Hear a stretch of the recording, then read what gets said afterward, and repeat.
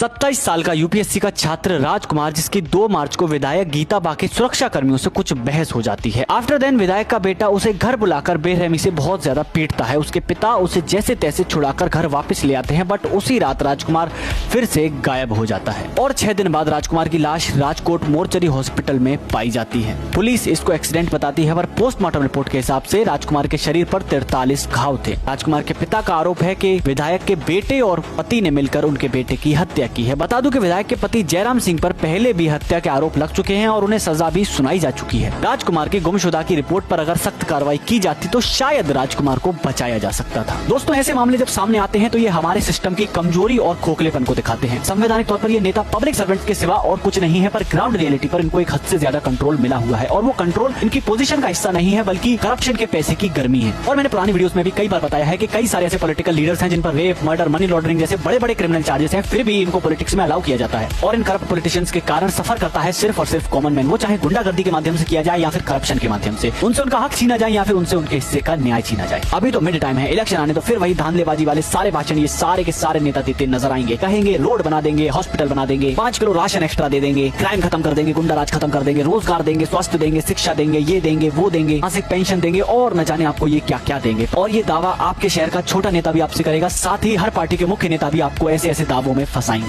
और जैसे ही इनके हाथ में पावर आएगी आपको मिलेगा बाबा जी का ठुल्लू। तो क्योंकि है ही नहीं अच्छे लीडर, पिछले 70 सालों में भी एक आध मिले। अगर ये देश दशकों तक किसी अच्छे लीडर के हाथ में होता तो दशा वैसी ना होती जैसी आज है। बेरोजगारी, अशिक्षा, क्राइम, करप्शन, हैरेसमेंट, रेप तेजी से बढ़ रहा है और मीडिया और जनता दोनों सो रहे हैं। जानते हो दोस्तों, जो सनसनी बेबुनियादी मुद्दों को दी जाती है वो सनसनी बुनियादी मुद्दों को बहुत कम दी जाती है। इवन राजकुमार का केस भी कोई खास हाईलाइट में नहीं है। Even main stream media is literally ignoring this case. Also media और पॉलिटिशियंस आपसी नफरत को बढ़ावा देने और लड़ाई करवाने में बिजी हैं, साथ ही हम लोग भी लड़ने में बिजी हैं और अपने देश का बेड़ा गर्क कर रहे हैं। जानते हो दोस्तों, बच्चों के पढ़ने का मोटिव क्या है कि कैसे भी पैसा कमाओ, पढ़ लिख कर इस देश से निकल जाओ। मोस्टली आईआईटी की प्रिपरेशन करने वाले बच्चों का भी मोटिव यही होता है कि कैसे भी आईआईटी में सीट मिले, यूके यूएस जैसे बड़े देश में प्लेसमेंट मिले और हम इस देश को छोड़ के निकल जाएं। अच्छे ब्रेन इंडिया छोड़ रहे हैं, डर्टी ब्रेन पावर में आ रहे हैं। ऐसे में कहाँ मिलेगा डेवलपमेंट और कहाँ मिलेगा न्याय? दोस्तों, आपका इन हालत पर क्या ओपिनियन है, कमेंट जरूर करना। मैं मिलता हूँ आपसे अगले वीडियो में, तब तक के लिए जय हिंद, जय भारत।